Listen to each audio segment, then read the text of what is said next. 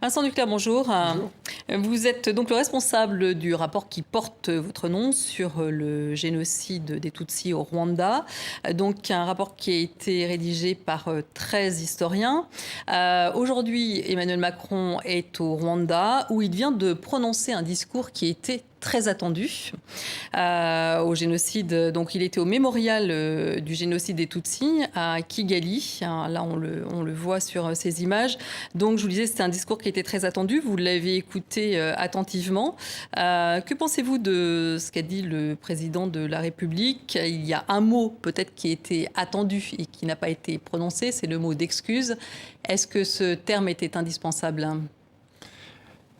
Merci pour vos questions. Je dois effectivement parler aussi à mon équipe parce que vous l'avez bien dit, ce rapport, c'est un travail d'équipe et au fond, toute prise de parole engage l'équipe et c'est très important effectivement qu'on reste unanime. On l'a été pendant toute la durée de ce travail. Ce que je peux dire effectivement d'emblée, c'est qu'on a affaire là à un discours solennel, juste, profond, qui reconnaît la vérité de l'histoire. C'est-à-dire que tout ce qui est dit là, c'est précisément le travail que nous avons mené et aussi que d'autres ont mené et que d'autres mèneront. Mais Emmanuel Macron a beaucoup insisté sur le rôle de la jeune jeunesse, de la jeune recherche, et donc de manière à lancer un appel d'unité, d'alliance. Le terme est très intéressant, d'alliance entre la jeunesse française et la jeunesse rwandaise. Donc nous, en tout cas, moi en tant que président de cette commission, voir effectivement le salut qui est donné à la recherche et la manière dont Emmanuel Macron reprend tous les éléments.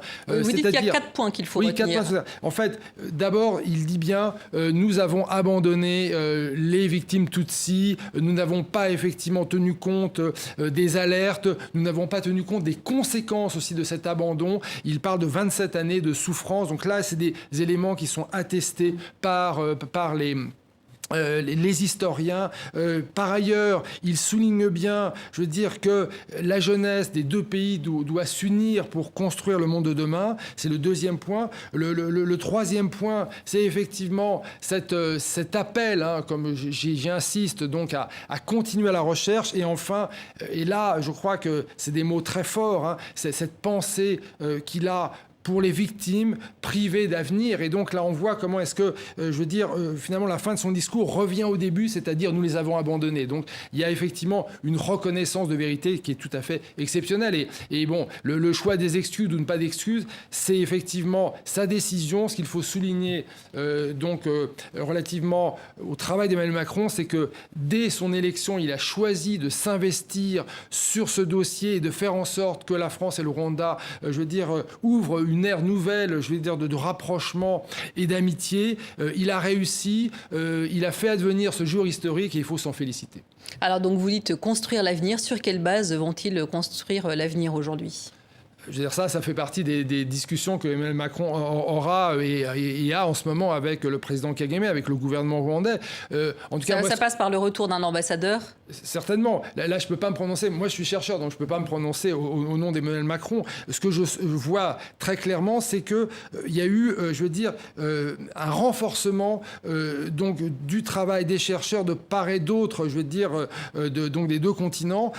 Notre rapport a été suivi du rapport MUS qui a été commandé par le gouvernement rwandais. Et là, on voit bien comment est-ce qu'une histoire commune se met en place sur la base de ce socle de vérité.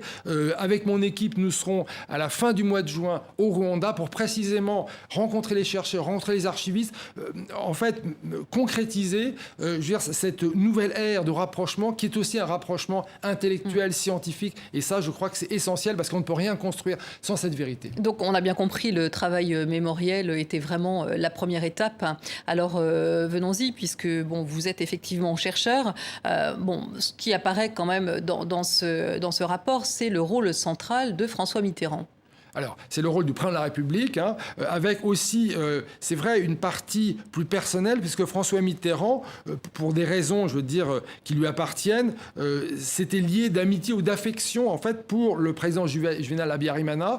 Mais comment on explique ça? Parce que la France n'était pas donc un pays qui a colonisé le Rwanda. Donc Non, alors, il y a eu une volonté, et là, c'est la volonté du président François Mitterrand et de son entourage, notamment son chef d'état-major particulier, l'adjoint sein de l'EMP, la cellule Afrique. Il faut quand même rappeler que le conseiller Afrique, donc ça a été pendant plusieurs années son fils, hein, Jean-Christophe Mitterrand. Donc là, il y a effectivement donc un dispositif de pouvoir au sommet de l'État qui décide de la politique au Rwanda. Et cette politique, c'est de dire, voilà, il y a des intérêts vitaux de la France au Rwanda et nous devons nous y impliquer, notamment militairement, par un soutien indirect qui finalement devient un soutien quasi direct aux forces armées rwandaises. On a pu l'établir dans le rapport. Hein. Et donc, pourquoi c'est cette volonté d'implication? Parce que François Mitterrand pose sur le Rwanda des grilles qui sont erronées. Et au même moment, eh bien, un certain nombre d'observateurs, la DGSE, les services secrets,